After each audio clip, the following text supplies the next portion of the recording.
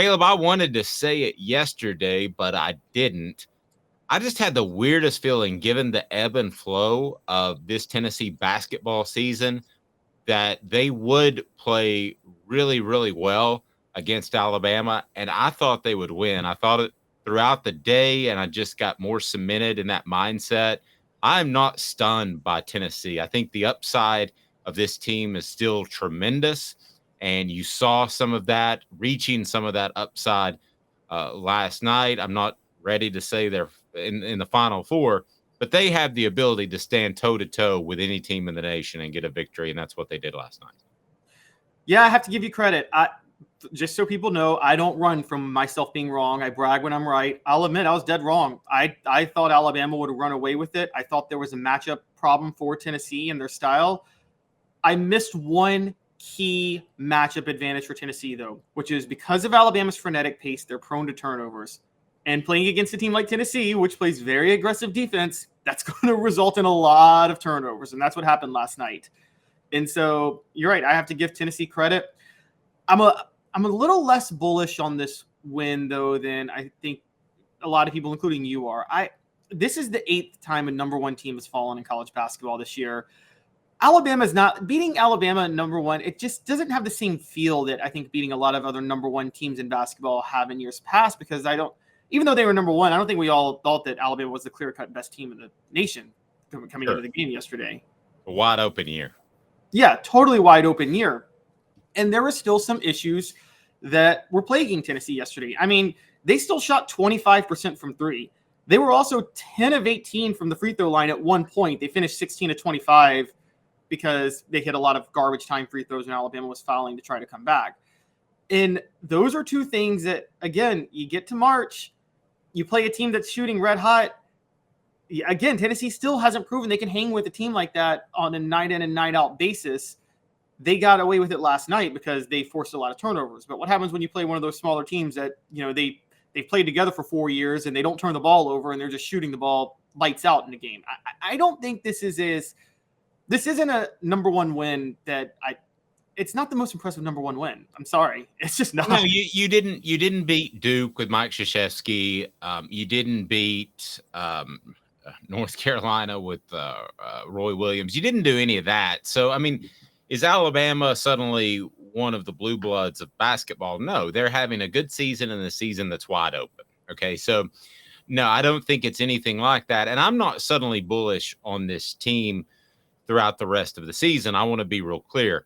I just thought that they would bounce back last night at home. I think basketball is an ebb and flow sport. And just when you're ready to throw dirt on somebody that has talent, they can crop up and get a big win. So I'm not suddenly bullish on this team because of that win. I want to be real clear. I still don't like their style of play in the tournament, and I think they've got issues. But that being said, I'll be slightly baby bullish on the fact that Tennessee got much better guard play, I thought, and seemed to shrug off the clutch issue, especially with Santiago Vescovi. And that, to me, is key. Those two things have to be checked off the list, or this is a first weekend and out team. And at least if they're not completely checked off, the boxes have been addressed. Is that fair? That's very fair to say, yes. They have shown that they can be clutch when they need to. Although, don't forget, when the game was still close late, Vescovi did miss another front end of a one-on-one last night. I know. And it was so at this point, it's like a kicker. It's like the Cowboys kicker, whatever his name is, something Mayer again, I forget. But let's not even speak his name, but it's Maher. Okay. It's Miss R. But I'm with you. I think what really stood out for me yesterday was we've been seeing for a while now that teams haven't been leaving the perimeter because the bigs aren't delivering under the basket. Well, to their credit, they delivered yesterday. I mean, Ross Plavchik finally showed up coming off the bench. And, I mean, what a game Jonas Aidoo had. Double-double with 3 blocks. And that was the real story. Was on the other side, Alabama – I counted 12 missed shots from just point-blank range, and that includes shots Tennessee blocked, altered, things like that. I mean, Tennessee's interior defense was incredible. But I will say this is the thing that drives me crazy, and Rick Barnes still does it. 14 mid-range shots yesterday. I counted. I think they made one. And I'm sorry, this Rick Barnes' obsession with the mid-range, it's going to do this team in again. It probably will, but let's not too quickly rain on Tennessee's parade. Again, if they don't win that game, here's why I think I'm slightly more bullish than you, is if Tennessee doesn't win that game, we're having a totally different conversation right now. We're having a conversation of this team is going down the tubes, right? So at least that conversation is not happening on a Thursday. It was one of those cases where I don't know that you save yourself, but you at least got to the life raft. Yes, this is last night assured. Let's say it this way. Last night assured this is not Jerry Green's final team at Tennessee, the one that started number 4 and like you talked about a couple of days ago, had players only meetings every 2 weeks and never really corrected the slide. And sold those not in our house t-shirts for 3 home games and lost all 3 of those home games. I mean, I forgot about that. And the other was wake up call. That's what I couldn't think the other day. Jerry Green said the term wake up call.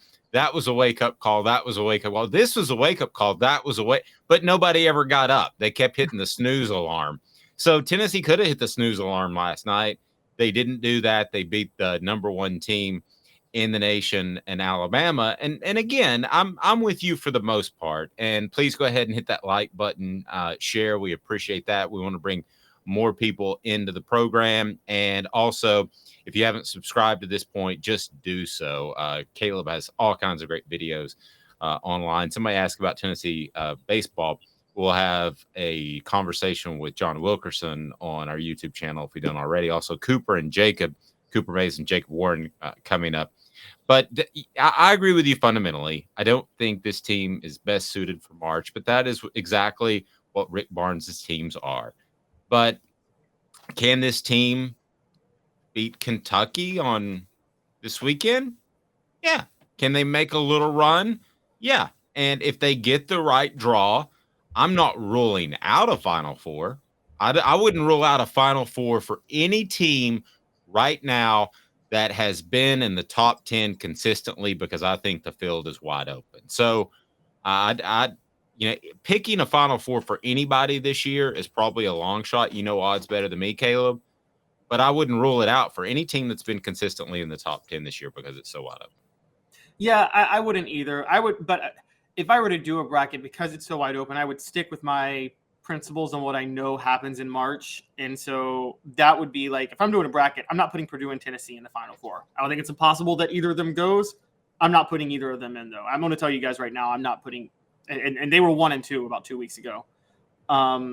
So I think you're right. It's wide open. Anything can possibly happen. And look, we have to be fair. Tennessee didn't have Josiah-Jordan James or Julian Phillips last night.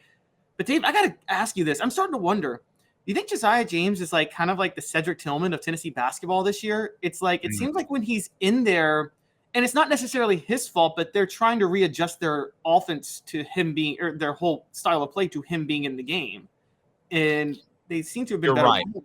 Yeah, it's not a knock on the young man. And I said this during football season about Cedric Tillman, and I think we were a little bit ahead of the curve on this.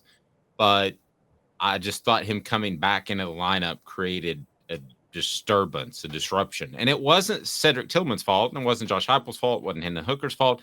Just things were going smooth without him. So, yeah, I think there's some of that going on. I hate to say that about a player that is obviously you would think would help you, but sometimes you're better off with what you've learned. And we're past mid-February all of a sudden.